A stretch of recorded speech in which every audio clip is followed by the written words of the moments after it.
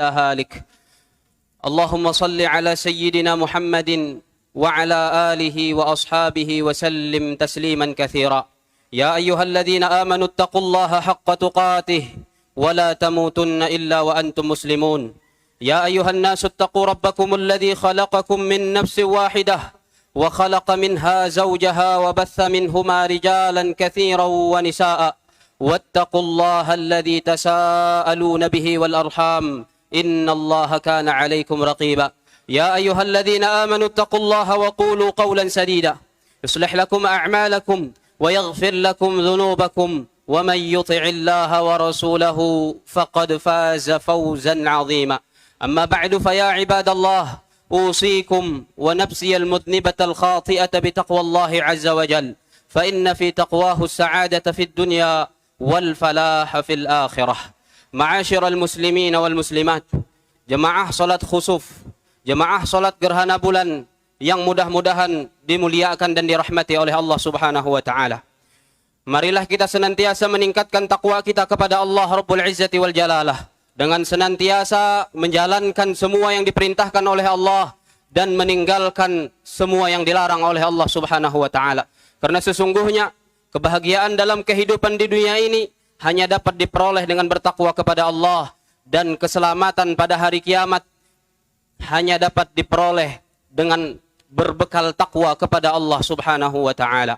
Ma'asyiral muslimin wal muslimat, jemaah salat khusuf gerhana bulan yang dimuliakan Allah Subhanahu wa taala. Malam hari ini kita kembali diperlihatkan oleh Allah Subhanahu wa taala salah satu tanda dari tanda-tanda kebesaran Allah. Pada malam hari ini kita kembali diperlihatkan oleh Allah Subhanahu wa taala salah satu tanda dari tanda-tanda keagungan Allah. Pada malam hari ini kita diperlihatkan oleh Allah Subhanahu wa taala salah satu tanda dari tanda-tanda kekuasaan Allah Subhanahu wa taala. Malam hari ini diperlihatkan kepada kita salah satu fenomena gerhana bulan, dan tidaklah Allah Subhanahu wa taala menghadirkan itu kepada kita. Tidaklah Allah Subhanahu wa taala memperlihatkan itu kepada kita kecuali agar kita semakin mendekatkan diri kepada Allah Subhanahu wa taala. Tujuan Allah Subhanahu wa taala menghadirkan peristiwa gerhana semacam ini adalah agar kita semakin mengagungkan Allah Subhanahu wa taala, agar kita semakin membesarkan Allah Subhanahu wa taala, agar kita semakin giat beribadah kepada Allah Subhanahu wa taala, agar kita semakin takut kepada Allah Subhanahu wa taala. Dan ketahuilah ma'asyiral muslimin wal muslimat, bahwa tanda-tanda semacam ini hanya orang-orang yang memiliki akal, yang bisa mengambil ibrah, yang bisa mengambil pelajaran dari kenapa Allah Subhanahu wa taala memperlihatkan peristiwa gerhana, baik itu gerhana matahari ataupun gerhana bulan. Hanya hamba-hamba yang disebut oleh Allah Subhanahu wa taala sebagai ulul albab, yang bisa untuk mengambil pelajaran, yang mentafakuri, yang berfikir akan maha agungnya Allah Subhanahu wa taala dengan tanda-tanda kebesaran yang diperlihatkan oleh Allah Subhanahu wa taala. Allah Jalla Jalaluhu berfirman di dalam Al-Quranul Karim, "Inna fi khalqis samawati wal ardi wa ikhtilafil laili wan nahar la ayatin liulil albab." Sesungguhnya pada penciptaan langit dan bumi dan silih bergantinya malam dan siang itu terdapat tanda-tanda kebesaran Allah Subhanahu wa taala. Bagi siapa?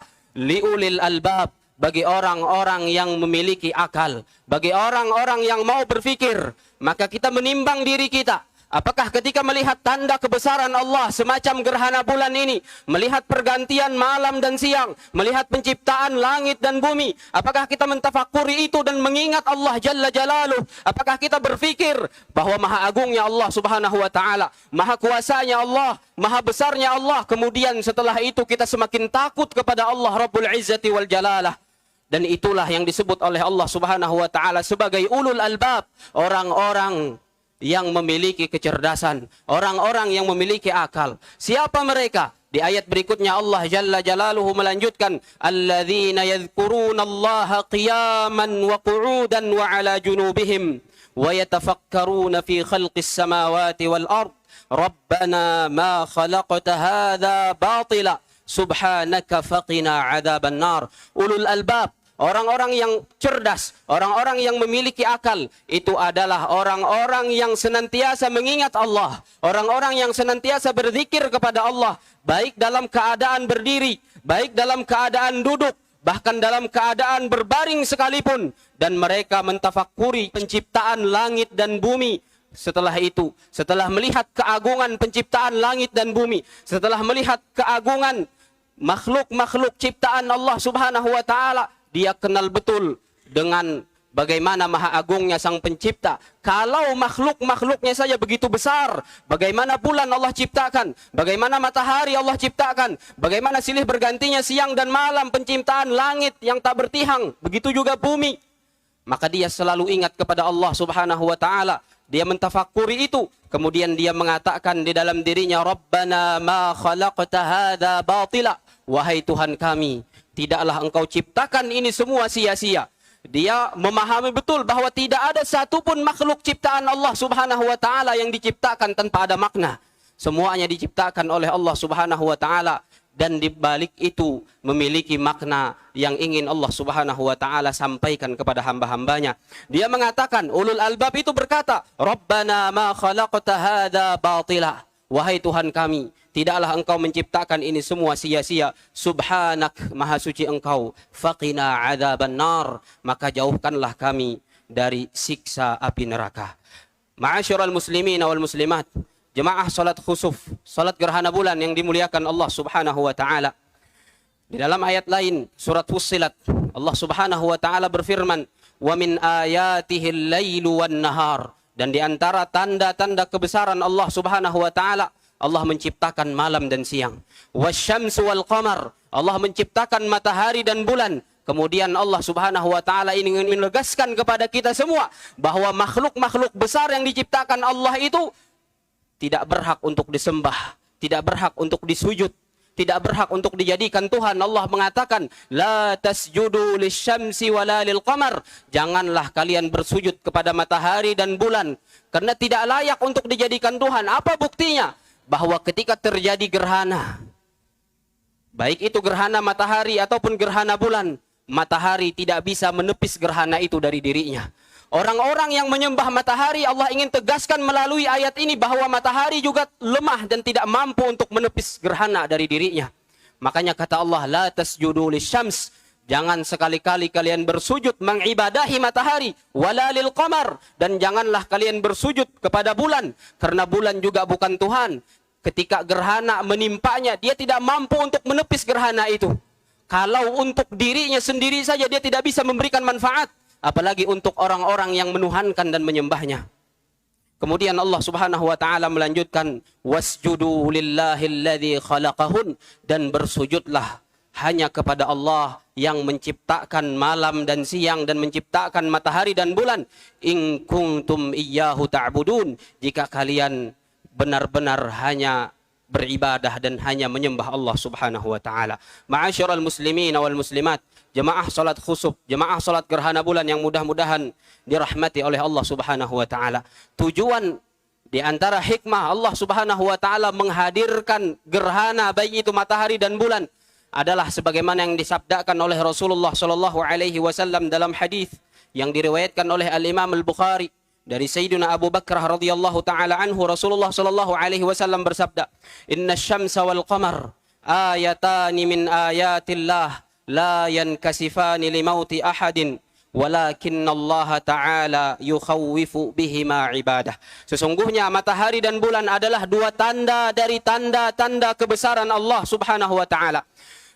Gerhana matahari dan gerhana bulan tidak terjadi karena kematian seseorang. Ucapan ini diucapkan oleh Nabi Shallallahu Alaihi Wasallam untuk menepis opini yang berkembang saat itu di kota Madinah. Karena ada para sahabat beliau yang menganggap bahwa terjadinya gerhana matahari di zaman Nabi Shallallahu Alaihi Wasallam itu disebabkan oleh wafatnya putra tercinta beliau Sayyidina Ibrahim, putra Rasulullah Shallallahu Alaihi Wasallam. Ketika terjadi gerhana matahari, beliau bergegas, beliau melaksanakan sholat, Kemudian setelah itu beliau memberikan khutbah dan menyampaikan sabda beliau ini. Beliau mengatakan bahwa sesungguhnya gerhana matahari dan gerhana bulan itu tidak terjadi karena kematian seseorang. Bukan karena kematian putra beliau. Beliau ingin meluruskan apa yang diyakini oleh orang-orang saat itu. Karena keyakinan semacam itu bersumber dari keyakinan orang-orang jahiliyah dulu. Ditepis oleh Nabi Shallallahu Alaihi Wasallam. Kemudian beliau menyebutkan bahwa salah satu hikmah kenapa Allah perlihatkan gerhana kepada hamba-hambanya, yukhawwifullahu bihi ma ibadah, yaitu Allah Subhanahu wa taala ingin membuat hamba-hambanya dengan memperhatikan dan menyaksikan gerhana itu merasa takut kepada Allah Subhanahu wa taala.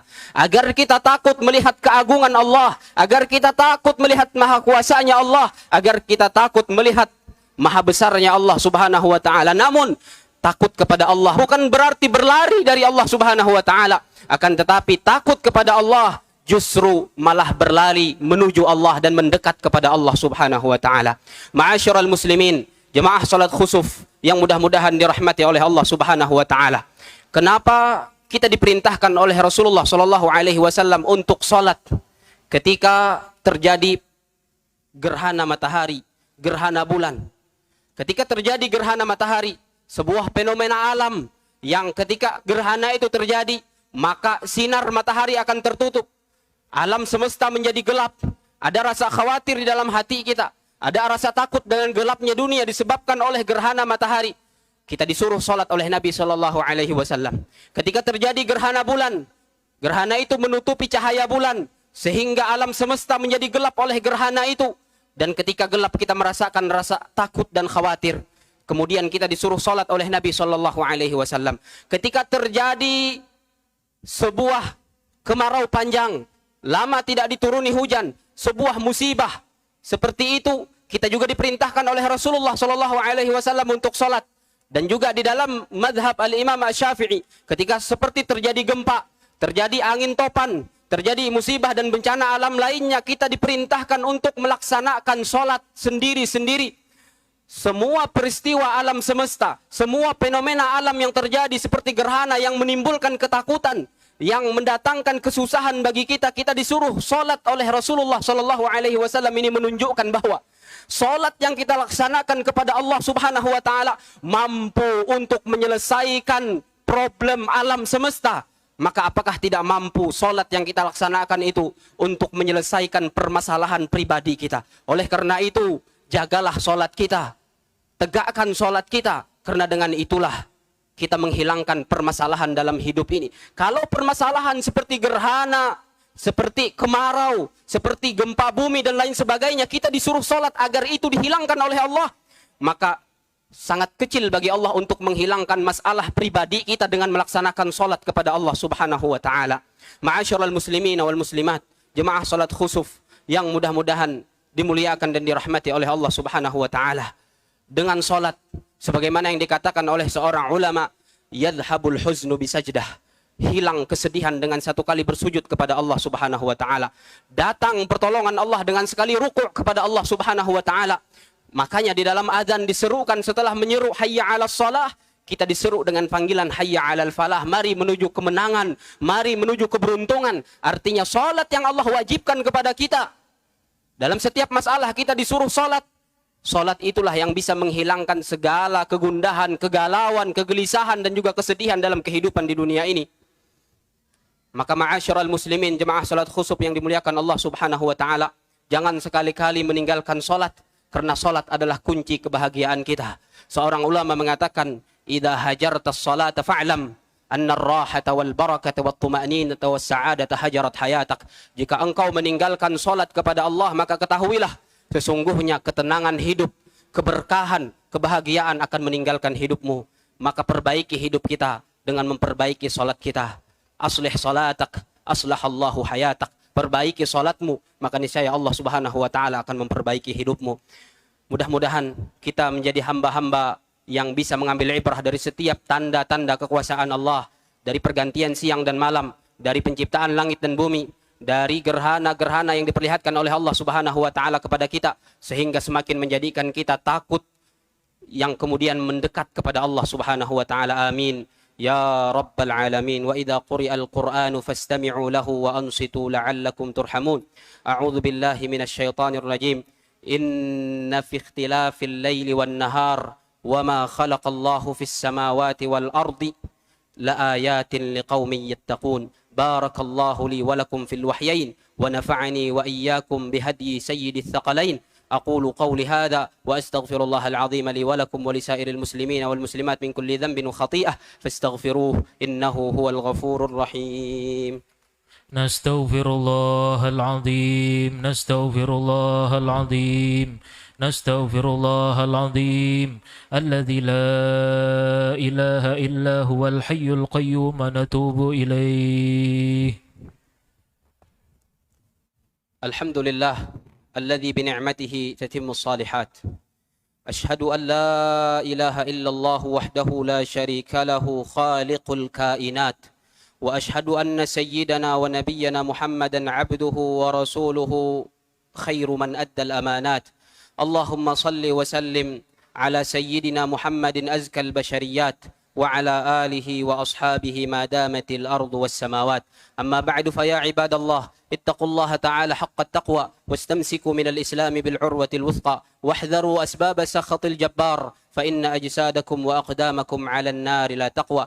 ثم اعلموا عباد الله أنكم غدا ميتون وأنكم إلى الله تحشرون وتبعثون وعن كل صغير وكبير أنتم مسؤولون. ثم صلوا وسلموا عباد الله على خير البرية وأزكى البشرية سيدنا ومولانا محمد بن عبد الله صاحب الحوض والشفاعة، كما أمركم ربكم بأمر بدأ فيه بنفسه وثنى بملائكته المسبحة بقدسه وأيه بكم أيها المؤمنون، فقال جل من قائل عليم إن الله وملائكته يصلون على النبي يا أيها الذين آمنوا صلوا عليه وسلموا تسليما. اللهم صل وسلم وبارك وكرم ومجد وعظم وتكرم وتحنن على سيدنا ومولانا محمد صاحب الوجه الأنور والجبين الأزهر وعلى آله وصحبه ومن سار على نهجه واستنى بسنته إلى يوم الدين.